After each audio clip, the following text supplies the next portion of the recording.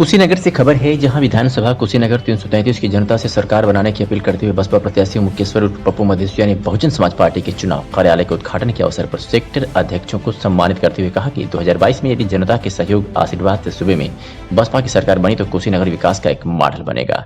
इसकी सारी तैयारियां पूरी की जा चुकी है। भाजपा की सरकार में केवल जनता को मूर्ख बनाने का काम हुआ है, न तो थानों पर उनकी सुनवाई होती है और न ही तहसीलों पर इन सभी समस्याओं की दवाई। बहन मायावती के पास है एक मौका, मुझे दें, यहाँ की समस्या खत्म होते देख आप सभी सोच में पड़ जाएंगे। प्रदेश में जनता की सरकार होगी, बीएसपी गरीबों की सरकार होगी, बीएसपी मजदूरों की सरकार।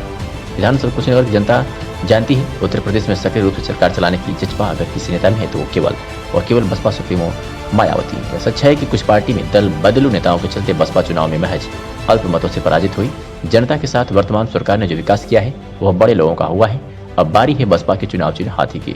इस महासमर में यदि उत्तर प्रदेश में बसपा की सरकार बनी तो कुशीनगर विधानसभा 333 में निवास कर रहे 1000 नौजवानों को नौकरी दिलाकर अपना फर्ज पूरा करूंगा।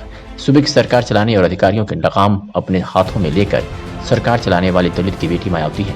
बाबा साहेब डॉक्टर भीमराव अंबेडकर के मार्गदर्शन में एक समान योजना लागू कर सभी की विकास और उत्थान करने की सोच अगर किसी नेता में है तो वो है मुकेश्वर उर्फ पप्पू मदेशिया। तमाम ऐसी उन्होंने बातें कही। देखिए, सबसे बड़ी बात है कि बैस समाज पर बहन जी ने विश्वास किया है और मैं उम्मीद करता हूं कि यह चुनाव जीत करके उनके बहुजन समाज पार्टी के झोली में डालने का काम करूंगा।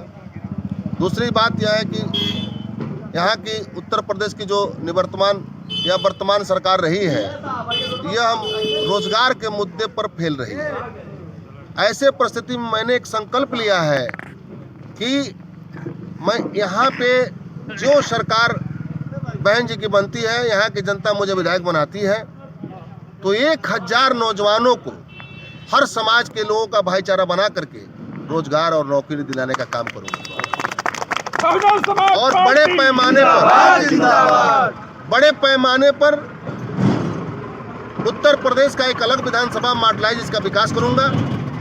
बहन जी ने इस जनपद और इस विधानसभा कुशीनगर को बहुत कुछ दिया है, जैसे एयरपोर्ट मान लीजिए, विकास प्राधिकरण मान लीजिए, इस जिले का नाम मान लीजिए, लेकिन बहुत कुछ देना बाकी है। और इस बार मैं नौजवानों को रोजगार देने का जो संकल्प लिया हूं और इस कुशीनगर को मॉडलाइज विकास करने का जो संकल्प लिया हूं, यह काम करने का मैं काम करूंगा। बहुजन समाज पार्टी जिंदाबाद, पप्पू मदेशिया जिंदाबाद। तमाम चुनौतियां आपके सामने हैं, ठीक है, और इस चुनौतियों से कैसे निपटेंगे? आपका बहुत बड़ी हस्तियां लगी हुई हैं, आपको क्या लगता है?